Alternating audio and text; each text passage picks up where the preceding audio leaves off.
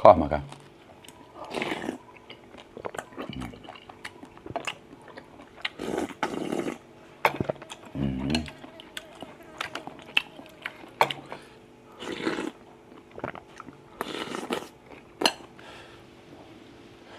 จานปูปูกว่าแล้วกว่า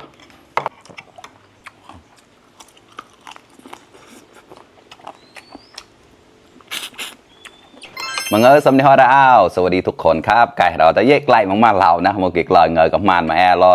แอร์รอชอกมันอย่างนี้นะ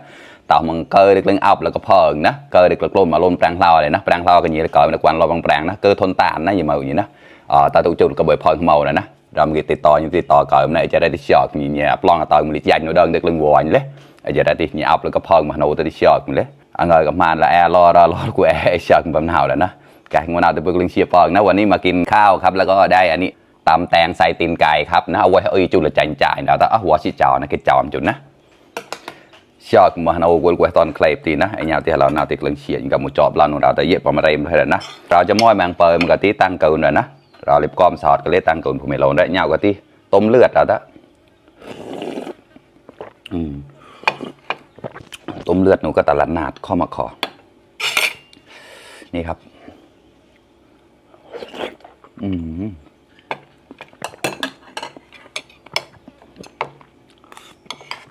มันเอาชื่อจอนแบร์แล้วนะมาเริ่มเลยครับตำแตงราดใส่ไปเลยครับมันเอาในดึงโม่ฉีดแล้วนะ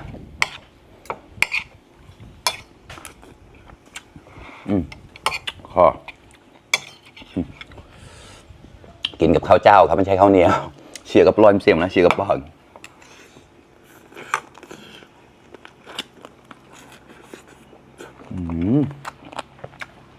ข้อ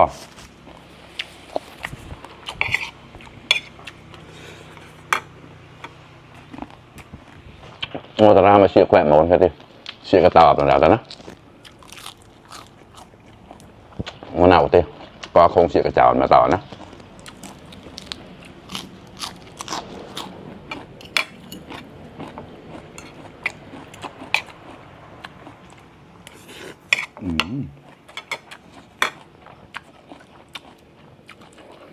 ตามแต่รับพ่อเดียวแตกตัวแรกหายใจได้เด้อเชียร์เลยเชียร์มาได้เงาวันนั้นนะโหเชียร์ได้มองแล้วกว่าอย่างวันน้ำอ่ะมันกินน้ำพ่ออย่างตามอ่ะเกยทรงดิแจนอะไรแจกถ่ายไปแล้วเลยนะแคบหมู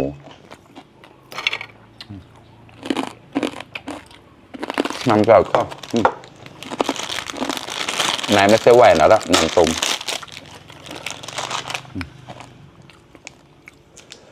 เนี่ยข้อ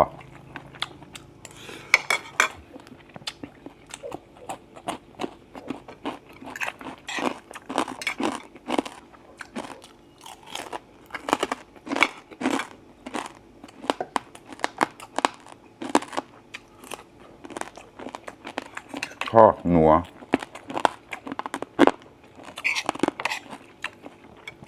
กล้าแล้วกล้าเรื่องเชียงกับหมูจอดนะ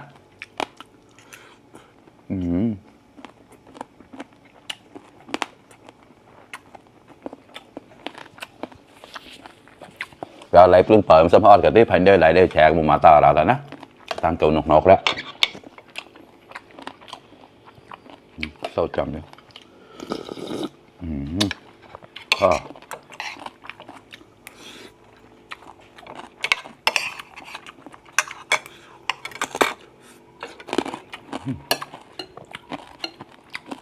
ต้มเลือดก็ดีข้อมากัน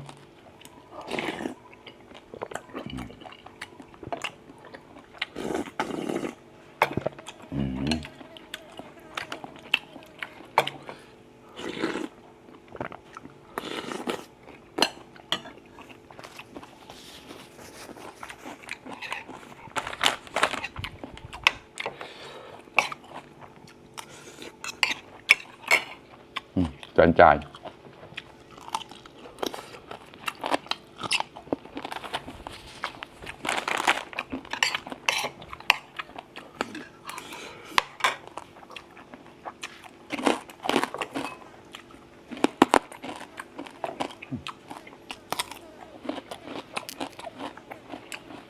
เงยกับมันหมูเมารอบไม่น่าปำรายนะ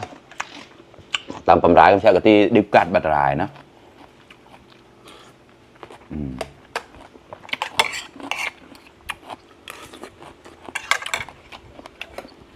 เดี๋ยวเปิดแล้วนะ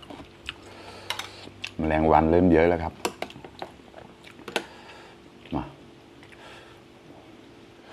จานปูปูกล้าได้แล้วกล้า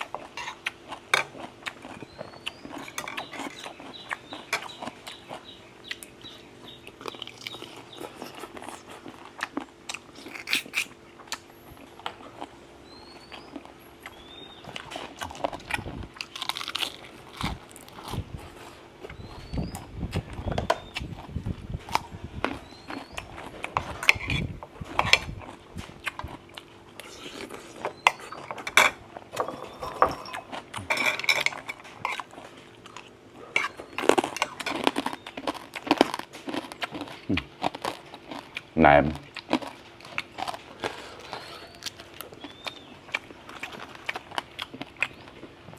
อร่อยมากเปรี้ยวกำลังดีแช่ตัวใส่จับแล้วจ้ะ